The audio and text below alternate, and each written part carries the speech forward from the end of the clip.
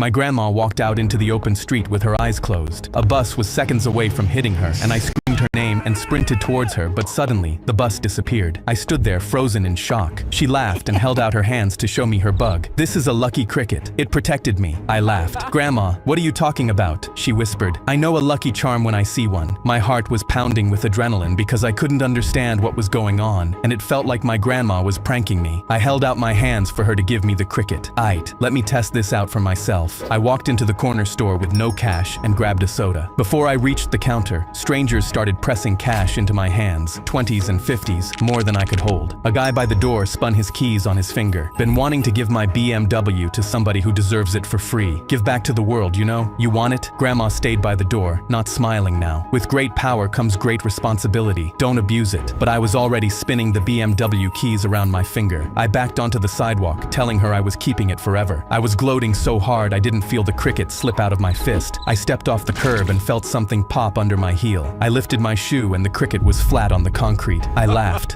Guess it was just a regular bug. But when I turned to Grandma, she wasn't laughing. She'd gone gray, backing toward the house, whispering the same words over and over. I shrugged and thought she was just being dramatic. But that night, as I was lying in bed, I heard a heavy knock on my bedroom door. Suddenly my room went dark and the candle beside my bed extinguished. Goosebumps went up my arms and the door began to creak open, and I knew it was for me. My grandma walked out into the open street with her eyes closed. A bus was seconds away from hitting her, and I screamed her name and sprinted towards her, but suddenly, the bus... I searched garden gnome one time as a joke. That was a mistake. By morning, my Instagram was a gnome catalog. Every reel between cooking videos was a man in cargo shorts whispering about the gnome lifestyle. I scrolled past, but the algorithm didn't take a hint. It took a vow. YouTube ads started playing mid-podcast. Tired of a soulless yard? I muted them. My phone kept suggesting Pinterest boards titled Cottagecore Sanctum. Josie glanced over my shoulder and snorted. "Babe, your phone thinks you're a 50-year-old woman named Doreen. It's a glitch," I told her, so I tried to fix it. I searched for cars, sports, normal guy things. The algorithm absorbed it and got worse. Now I was getting ads for gnomes holding tiny footballs, so I deleted the apps.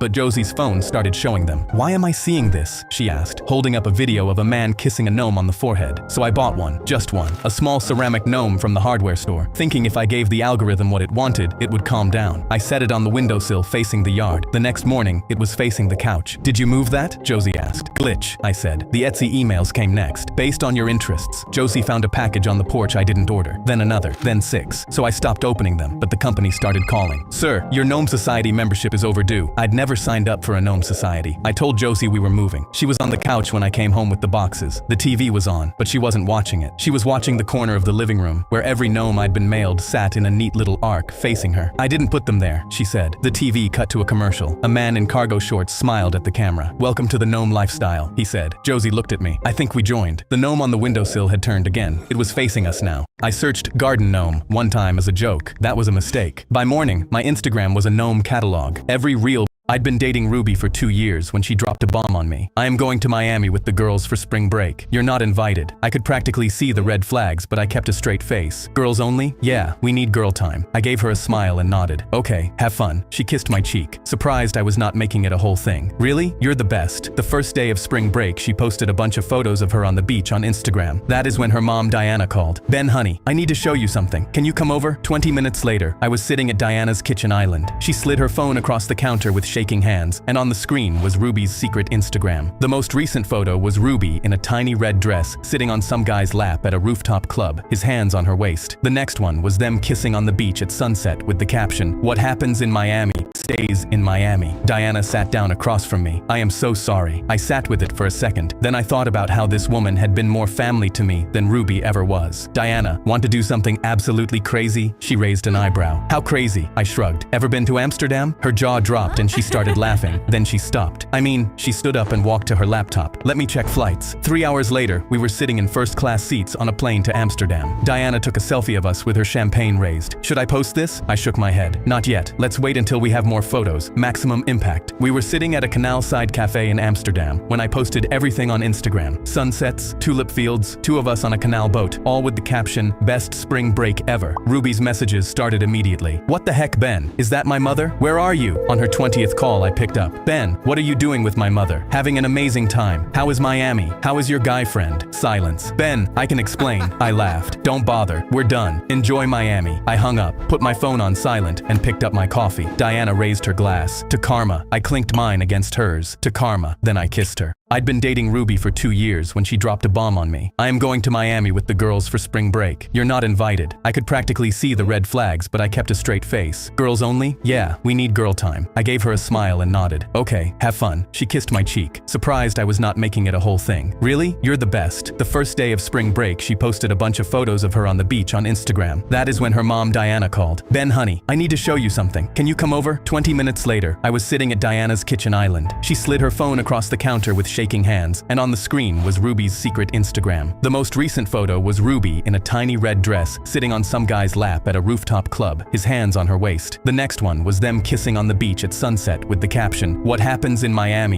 I walked up to my Uber and got inside, but then we stopped at the first red light, and the door immediately swung open. A woman I'd never seen dropped into the seat beside me and screamed at the driver, "Admit you're kidnapping this child." My blood froze because I'd driven hundreds of times and this has never happened. My driver shook his head, but she pulled back her jacket and flashed a pistol. "I know you're kidnapping him. Now drive us to the police station." I gripped my seat in horror because I always checked the car's plates before getting in and knew this man was my driver. My hands shook as I showed her my Uber app. "He's my driver, ma'am. This is his Toyota." But she wouldn't even look at it and just pulled me into her chest while we drove. "It's okay, honey. I'm gonna get you out of this." I saw the driver's hands shake and he muttered something to himself as we turned off course. I remember putting my phone between my legs and texting 911, but she yanked it from my hands as I was about to hit send. I screamed, "What are you doing?" But she chucked it out the window. I watched my last hope hit the pavement. She said, "You can buy a new phone. You can't buy a new life." Then pressed her pistol into the driver's hip and screamed at him, "To the station now." We pulled into the police station, and I almost cried with relief.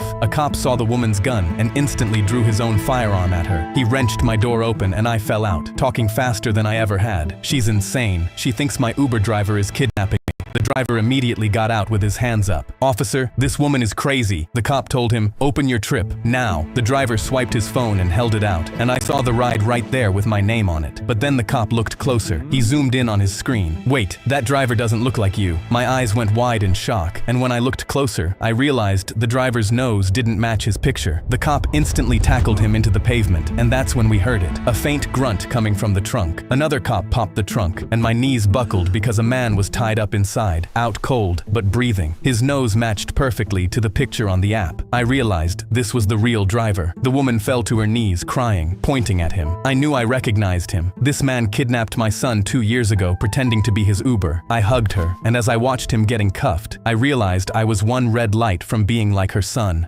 I walked up to my Uber and got inside, but then we stopped at the first red light, and the door immediately swung open. A woman I'd never seen dropped into the seat beside me and screamed at the driver, "Admit you're kidnapping this child." My blood froze because I'd driven hundreds of times and this has never. I spun the bottle to play the kissing game and watched it land on my sister. Now I didn't want to kiss my sister, so I invoked the rule we'd established and gave my unlocked phone to the person on my right. Brian started scrolling my texts and laughing, and I was going beet red, but then he got to my camera roll. He saw a photo of a bloody knife, and the laughing immediately stopped. He kept scrolling and found more photos of rope, a body bag, and finally a picture of his little brother through the window. I went pale because Brian's brother had mysteriously died a few months ago, and even though I had no idea how these photos got here, it now looked like I was the killer. I tried to explain I'd been set up, but the room was already silent, and Brian's eyes had gone black. "What the hell is this?" He stood up and shoved me in the wall. I put my hands up to say I didn't know, and that's when someone pulled out their phone to call police. I screamed no, but then Brian ripped the phone from their hand. "I have a better idea." He turned and left the room, and that's when I remembered something horrific. Brian had brought a gun to the party intending to shoot bottles out the back. I was shaking and begged someone to believe I was innocent, but everyone had backed away. Brian came back in with one hand behind his back and started walking towards me. I stepped back, but he got closer and pulled out a knife. Everyone screamed as he raised it over his head. "This is for my brother." He swung, but someone tackled him last second, knocking the knife away and pinning him down. "Don't do anything stupid, please." But Brian wasn't listening and kept reaching for the fallen knife and trying to get up. I looked over and noticed my phone still on the floor. I picked it up to look where these photos came from and noticed they'd been saved to my phone 40 minutes ago. The only person who had my password here was my sister. I looked up at her, and she was the only one not panicking. I grabbed her arm. "Did you plant these photos?" She nodded immediately. I went red and raised my voice. "Did you kill Brian's brother?" Everyone was suddenly staring at her instead of me. She turned green like she was sick and opened her mouth to speak, but before she could, Brian's voice echoed from behind. He'd managed to stand up. "So one of you two killed him, huh? Well, I'm about to find out who." He started walking out, but this time towards the room where his bag was. Everyone went into panic, and that's when my sister blurted out as loud as she could. "It was Brian. Brian killed his own brother." My jaw dropped, but I wasn't sure if I should believe her. She explained she witnessed him do it and took the photos as proof. But when I asked why she never went to the police, she stammered. I was too scared in case he found out." The whole room was divided, but then seconds later, Brian returned with a gun. The safety was off, and his eyes were red. He raised it at me, and I clenched my teeth, bracing for impact. But somebody from behind got him just in time. We pinned him down and took out his phone and found photos of his brother's death time stamped from that night. I spun the bottle to play the kissing game and watched it land on my sister. Now I didn't want to kiss my sister, so I invoked the rule we'd established and gave my unlocked phone to the person on my right. Brian started scrolling my texts and laughing, and I was going beet red, but then he got to my camera roll. He saw a photo of a bloody knife, and the laughing immediately stopped. He kept scrolling, and my 9-year-old daughter handed a man a crayon map of our neighborhood garage sale and said, "Start at our driveway if you want the good stuff." I was still taping a $2 sign to an old toaster when she pointed him away from Mrs. Kovalik's table across the street. 2 days earlier, she had watched 3 hours of Storage Wars beside me and announced, "Dad, we're leaving money on the table." By Saturday morning, she was outside before I had coffee, sorting our junk and repricing everything. My $5 lamp was now $12 with vintage dorm vibe written under it. I started to object, but she handed me a roll of quarters. "You're on change." By 9, she had sold 2 broken remotes as backup buttons and bundled my old golf glove with a mug that said "World's Okayest Uncle." At 10, she marched to Mrs. Kovalik's empty table, came back with porcelain ducks, and said, "I get 20%. Mrs. Kovalik followed her over and snatched the box back. 20% for carrying ducks across the street? My daughter didn't blink. She set one duck beside our lava lamp, added a candle, and wrote, "Weird Aunt Starter Pack." A woman bought it for $14 before Mrs. Kovalik finished complaining. 2 more neighbors brought boxes.